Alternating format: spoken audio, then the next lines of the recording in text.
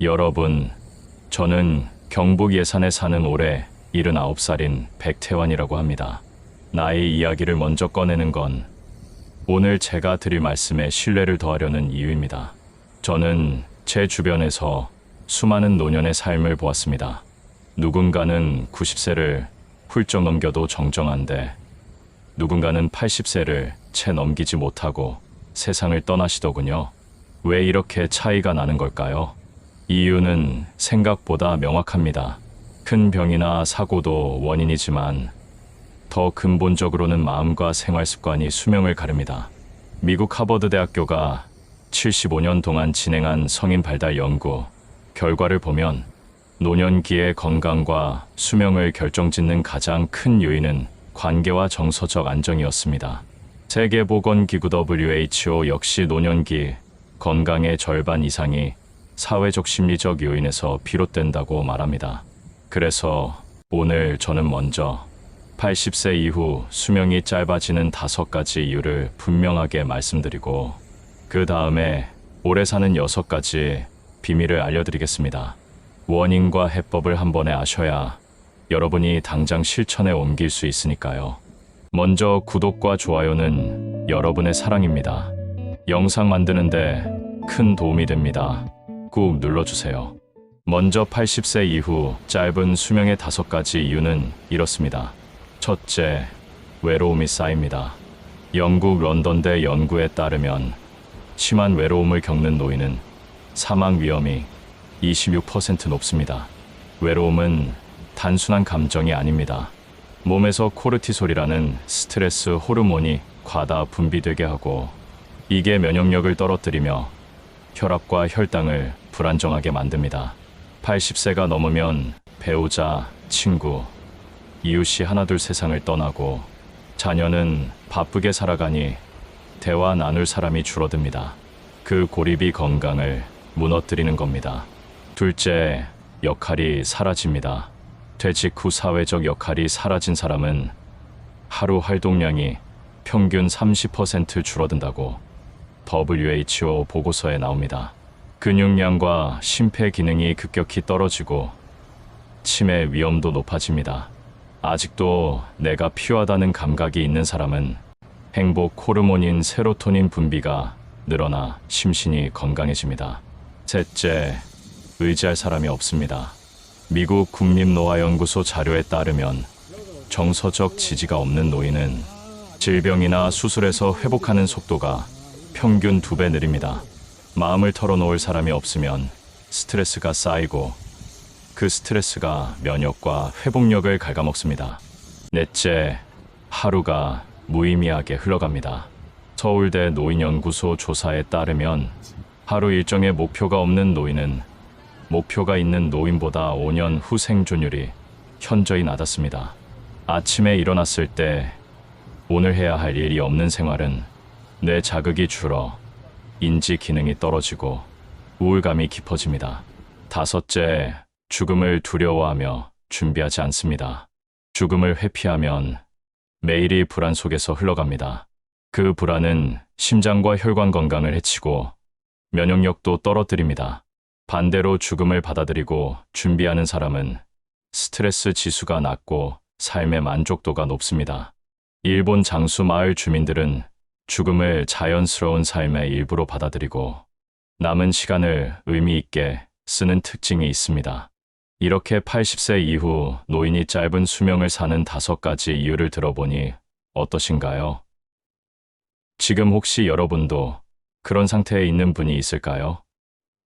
이 영상을 끝까지 보시면 여러분들은 노후를 활기차게 보내실 수 있을 겁니다. 영상을 나가지 마시고 끝까지 시청해주세요.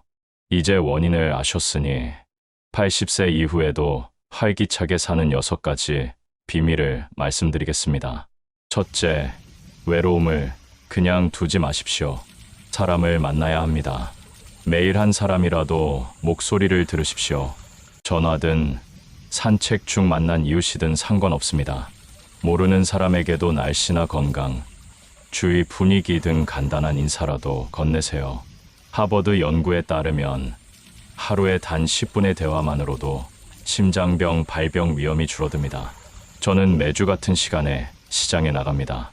일부러 물건을 사러 가는 것은 아니지만 몇몇 단골 상인과 대화하려고요.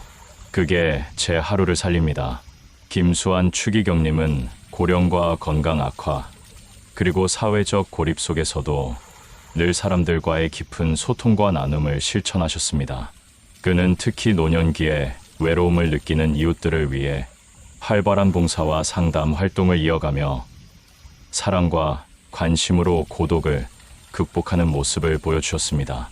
이러한 그의 삶은 외로움 속에서도 서로 연결되고 나누는 것이 얼마나 큰 치유가 되는지 우리에게 깊은 교훈을 줍니다.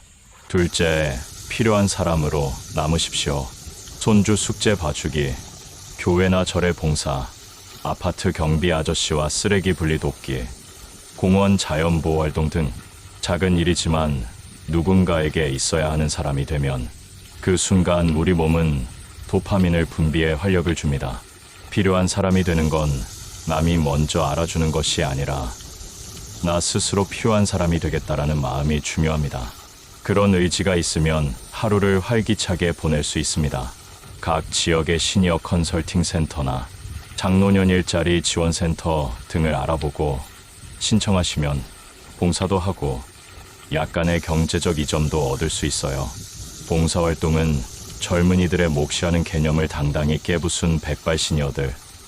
봉사활동이 정신건강에 매우 좋다하며 거동하지 못할 때까지 남 돕는 일을 멈추지 않을 것이라고 말을 합니다. 스스로 나는 필요한 사람임을 입증하려면 봉사활동이 가장 좋아요. 캐나다 시니어 연구팀은 봉사활동을 하는 노인이 그렇지 않은 노인보다 평균 4년 더 오래 산다고 보고했습니다. 셋째, 내 편 한 사람을 지키는 게 정말 중요합니다. 인간은 본래 사회적 동물이라 내 편이 있다는 안정감이 몸과 마음 모두에 큰 힘이 됩니다. 과학적으로도 정서적 지지를 받는 노인은 스트레스 호르몬 수치가 낮고 면역력과 심장 건강이 더 좋다는 연구 결과가 많습니다. 특히 한 명이라도 진심으로 믿고 의지할 사람이 있으면 병이나 어려움을 겪을 때 회복 속도가 훨씬 빨라집니다. 제가 아는 재미나는 이야기 하나 들려드리죠. 스트레스는 우리 몸의 가장 치명적인 적 중 하나입니다.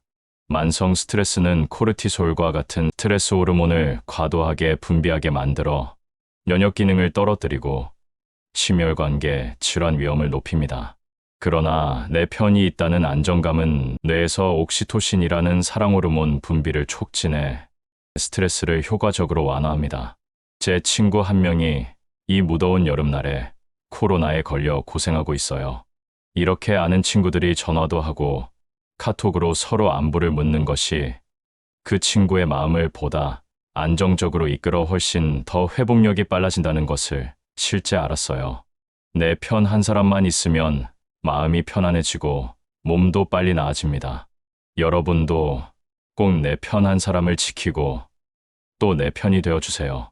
이것이 건강하고 행복한 노년의 큰 비결입니다. 넷째, 시간의 주인이 되십시오. 아침에 일어나서 오늘 하루를 내가 결정하는 기분을 가지셔야 합니다. 미국 스탠퍼드대 연구에 따르면 자기 결정권을 가진 노인은 우울증 발병률이 40% 낮습니다. 저는 매일 오늘의 미션을 정합니다.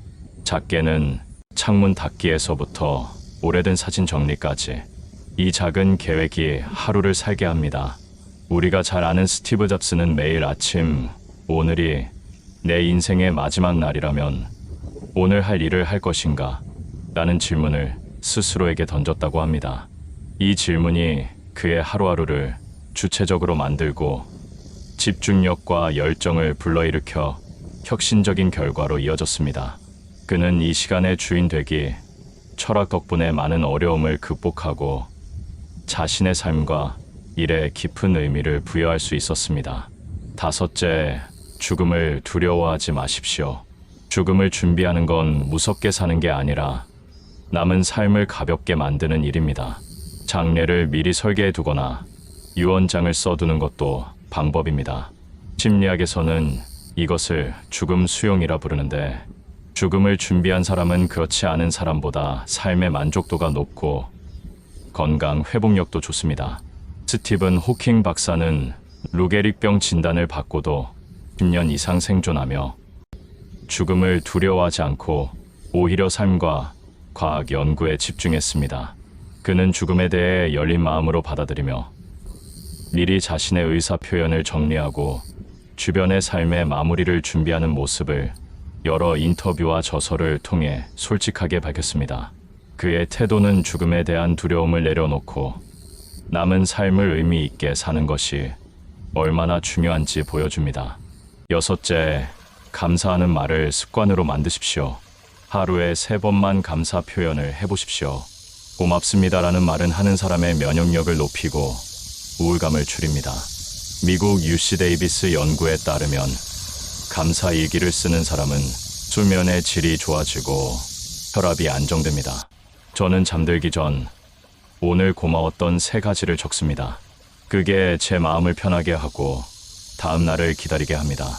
감사하는 마음과 감사 표현은 심리적 신체적 건강에 긍정적인 영향을 미칩니다. 미국 캘리포니아대 데이비스 캠퍼스 연구에서는 감사 일기를 꾸준히 쓰는 사람들이 면역 세포 활동이 향상되고 수면의 질이 좋아지는 것으로 나타났습니다.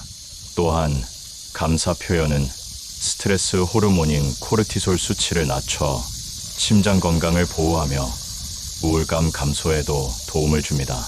이런 건강 개선이 쌓여 결국 수명 연장과도 연관이 있다고 과학자들은 봅니다.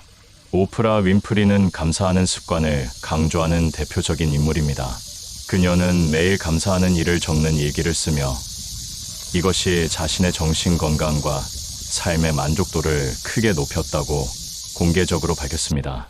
오프라는 감사하는 마음이 자신에게 끊임없는 긍정 에너지를 주고 스트레스 관리에 큰 도움을 준다고 말합니다. 시니어 공감톡 가족 여러분, 제가 말씀드린 건 단순한 이론이 아닙니다.